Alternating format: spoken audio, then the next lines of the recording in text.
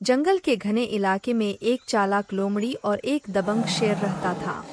लोमड़ी का नाम सिमी था और शेर का नाम बुटन था।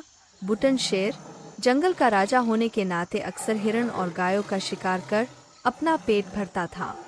सिमी लोमड़ी ताकत में भले ही कमजोर थी, पर उसकी चालाकी ही उसे अब तक जंगल में जिंदा रखी थी। एक दिन सिमी लोमड़ी जंगल में टहल रही थी कि उसकी नजर एक भारी भरकम शिकार पर पड़ी। यह शिकार भैंसे का था।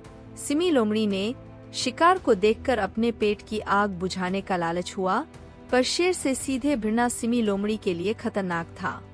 अचानक से सिमी लोमड़ी के दिमाग में एक शरारत सूझी। वो जोर जोर से चिल्लाने लगी, वो है जंगल के राजा, आप जंगल के सबसे बहादुर जानवर हैं।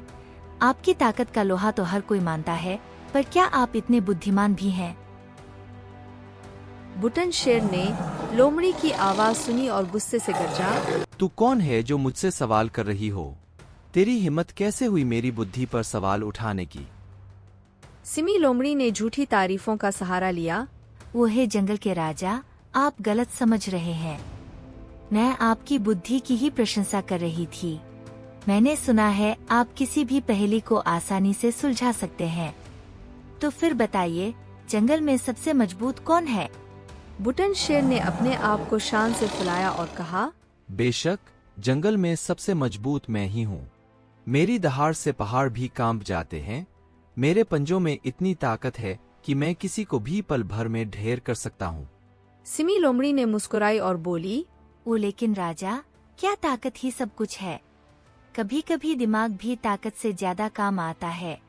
देखिए, सामने ये पेड़ है, क्या आप इसे गिरा सकते हैं? बुटन शेर ने पेड़ को देखा और आत्मविश्वास से कहा, बिल्कुल गिरा सकता हूँ। मैं अपनी पूरी ताकत से इस पर झपटूंगा और इसे जड़ से उखाड़ कर फेंक दूंगा। बुटन शेर पेड़ की तरफ दौड़ा और उस पेड़ पर झपटा, पर पेड़ जरा भी नहीं हिला। शेर ने दोबारा कोशिश की, पर नतीजा वही रहा। बुटन शेर थककर हार मानकर वो लोमड़ी के पास वापस आया। सिमी लोमड़ी ने कहा, वो देखा राजा, ताकत से काम नहीं चलेगा। अब आप देखिए मैं इसे कैसे गिराती हूँ। सिमी लोमड़ी पेड़ के पास गई और गिलहरी के एक बड़े से झुंड को इशारा किया। गिलहरी तुरंत पेड़ पर चढ़ गई और उसे धीरे धीरे कुतरने लगी। कुछ ही समय में पेड़ कमजोर पड़ गया और नीचे जमीन पर धड़ाम से गिर गया। यह सब देखकर बुटन शेर दंग रह गया। उसने सीखा कि दिमाग और चालाकी भी ताकत से कम महत्वपूर्ण नहीं है। कभी कभी दिमाग का सही इस्तेमाल करके कम ताकत वाला भी ज्यादा ताकतवर को हरा सकता है। यह कहानी हमें सिखाती है कि बुद्धि और चालाकी ताकत से भी ज्यादा जरूरी होती है। साथ ही हमें दूसरों की तारीफ करने का हुनर भी सीखना चाहिए, क्योंकि कभी कभी मीठी मीठी बातें भी हमारे काम आ सकती हैं।